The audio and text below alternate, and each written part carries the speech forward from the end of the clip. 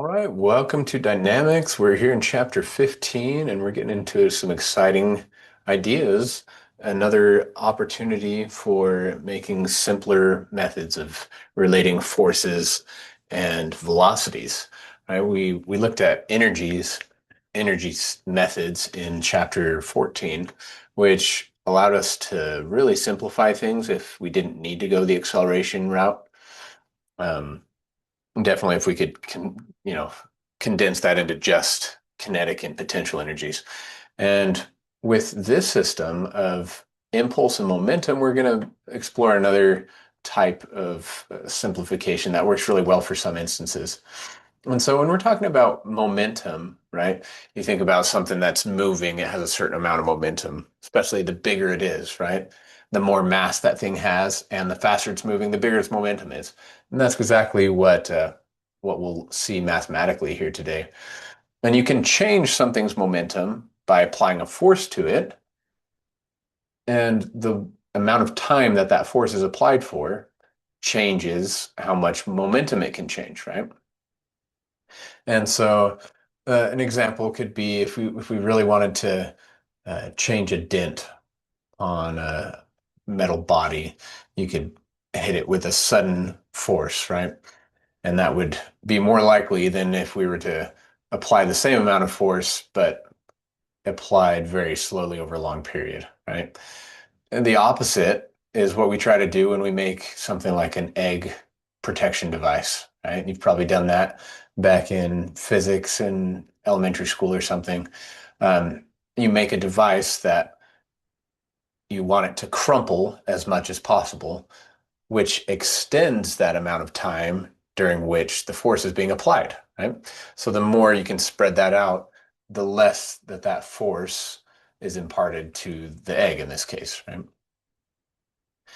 Here's another classic example of impulse, right? The amount of time that it's in contact with the bat is actually pretty small, but we'll also play with this idea of the average force, right? If we say that, if you imagine the ball coming into contact with the bat, right, it's going to squish a little bit. Both the bat and the ball will squish into each other. Mostly the ball will squish, and then they'll separate again. So during that period where they're coming together and pushing apart, there's obviously going to be a period where it goes from zero force to all of the force and then back to zero force.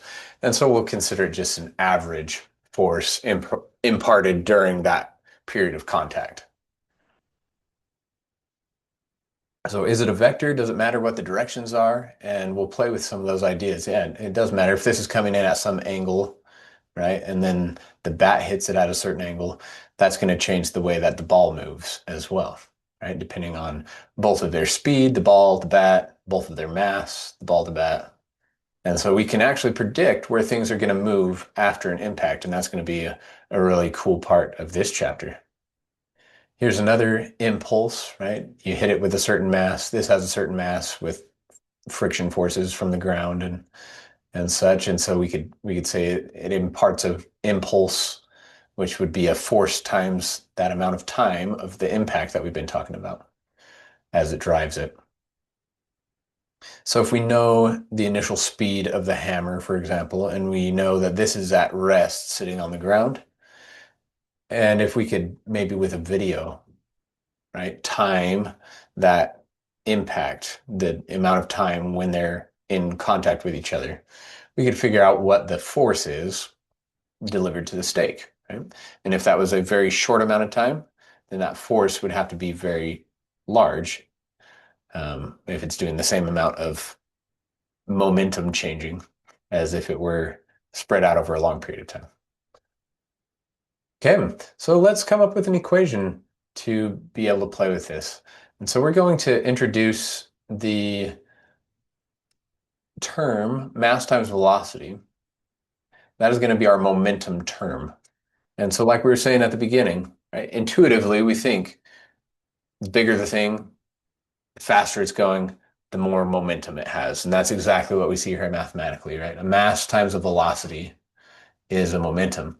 So if we start with a certain momentum here, and we change that by having a force times time, that will end up changing our momentum, right? Changing our, I guess we could change the mass if it broke a chunk off or split into multiple pieces or something.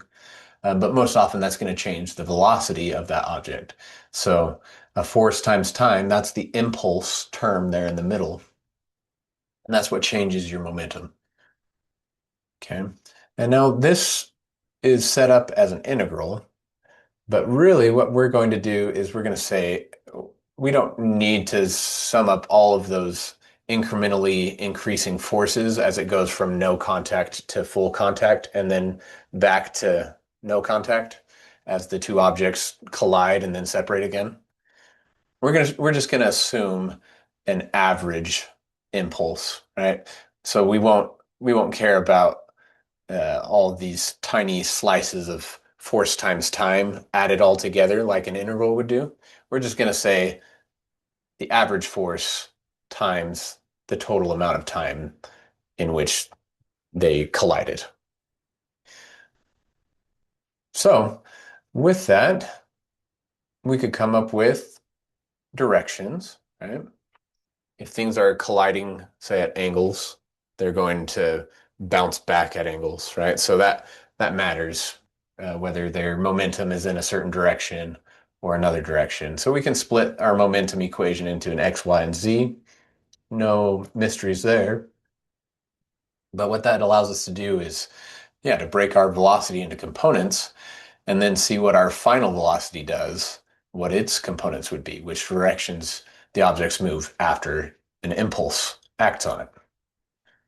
So with that, we should be able to do a lot of cool examples, and we'll start it off with probably the simplest one moving object colliding with a non-moving object. And that'll be here in the next video in example 1.